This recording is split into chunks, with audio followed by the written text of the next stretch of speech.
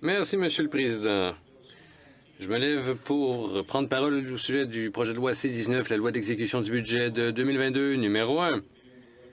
Et je suis heureux d'être du bon côté encore pour ce discours, du côté des anges.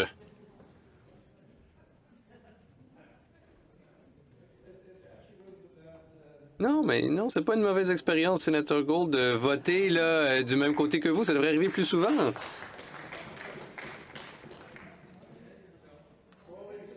Chers collègues,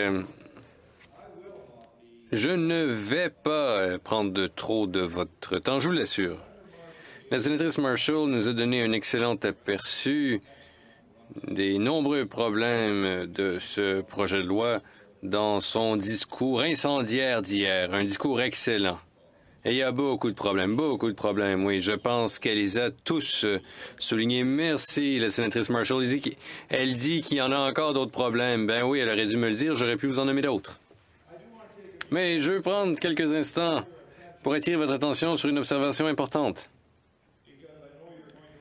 Parce que je sais que vous voudrez savoir ce qui s'en vient.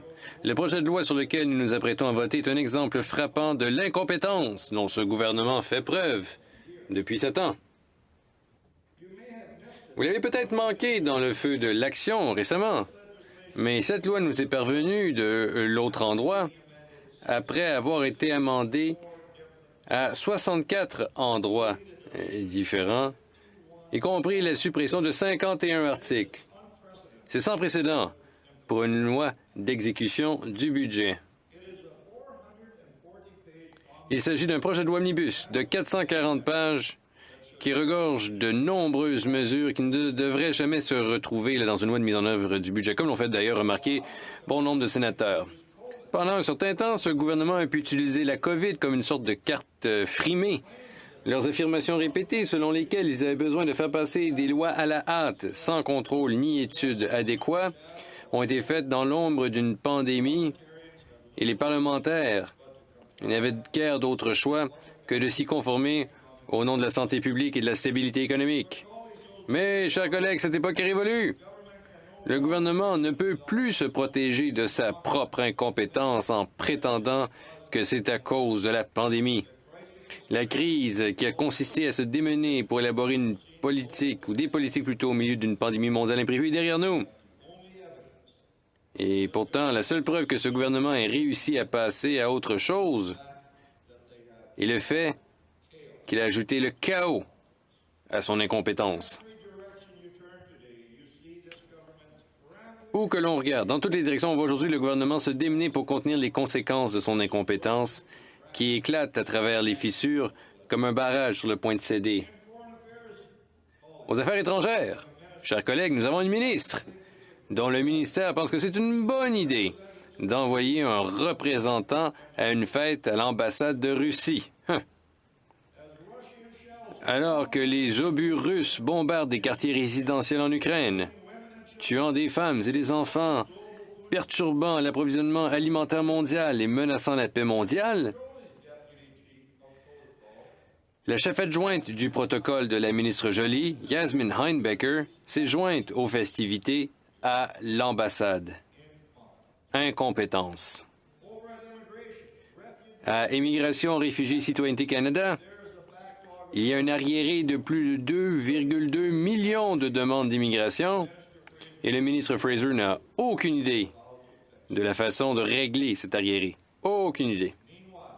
Entre-temps, le gouvernement a promis d'aider 40 000 Afghans à immigrer au Canada et en date d'aujourd'hui, seulement 10 565 demandes ont été approuvées. Ce n'est que le chaos au sein de ce ministère. Ensuite, il y a le capharnaüm généralisé dans les aéroports canadiens, quel que soit notre lieu de départ ou d'arrivée. Là encore, c'est le chaos. Le ministre des Transports n'a aucune solution à proposer et se contente de rejeter la faute sur les voyageurs qui n'ont plus l'habitude de voyager. Écoutez, chers collègues, vous et moi, nous voyageons, on manque pas de pratique, et nous aussi, on se retrouve dans le même chaos que tous les autres. Je ne sais pas qui manque de pratique. Rendez-vous dans un bureau de passeport, c'est également le chaos là-bas. Les gens campent et font la queue toute la journée pour essayer d'obtenir le passeport. Mais, rendu là, on leur refuse l'entrée, on leur dit de réessayer le lendemain. Le gouvernement est désemparé et la ministre Gould n'a aucune solution à proposer pour remédier à ce gâchis. La ministre Freeland est confrontée à une inflation hors de contrôle, un budget qui n'est plus équilibrable et une dette qui menace d'écraser les générations futures. Et il n'y a aucun plan pour maîtriser les dépenses ou l'inflation qui, comme vous le savez, atteint désormais 7,7 %, le taux le plus élevé depuis 1983. Qui était au gouvernement en 1983, je me demandais? C'est quoi le nom du premier ministre à l'époque? Sous la supervision du ministre Hussein, ministre du Logement, de la Diversité et de l'Inclusion, le coût des maisons est monté en flèche, au point que l'accès à la propriété est désormais hors de portée pour toute une génération. Leur seule solution est...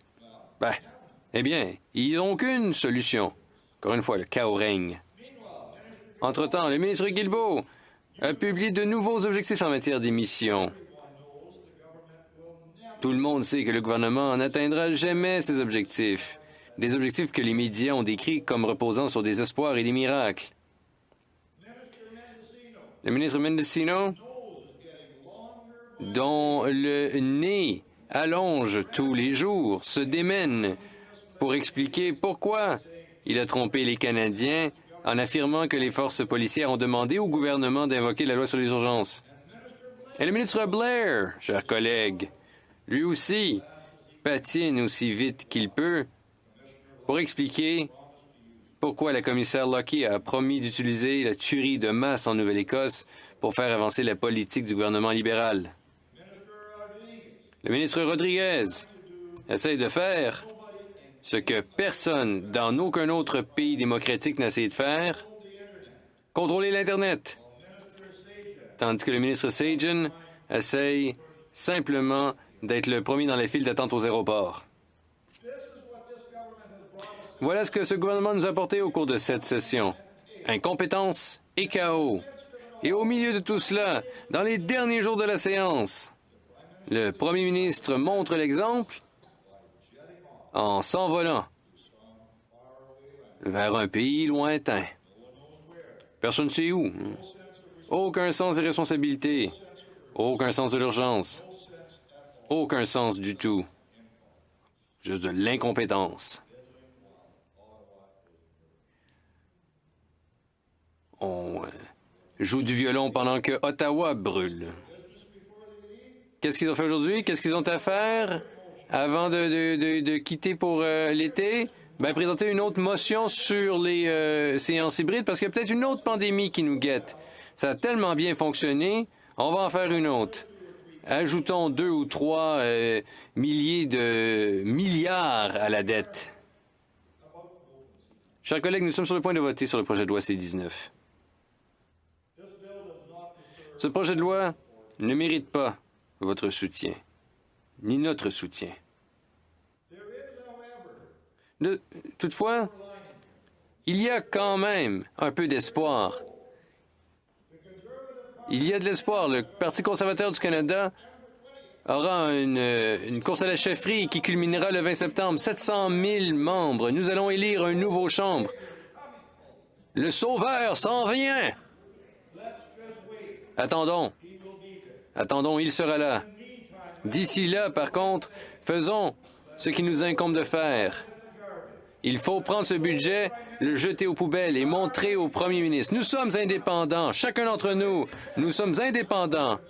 Certains sont des conservateurs indépendants, il y a des libéraux indépendants, il y a toutes sortes d'indépendants. Les Canadiens, je ne peux pas encore comprendre comment vous pouvez vous appeler les sénateurs canadiens. Il y a les Canadiens sénateurs indépendants et les indépendants indépendants. Chers collègues, démontrons notre indépendance. Votons contre ce budget qui ne mérite pas notre vote. Merci, collègues.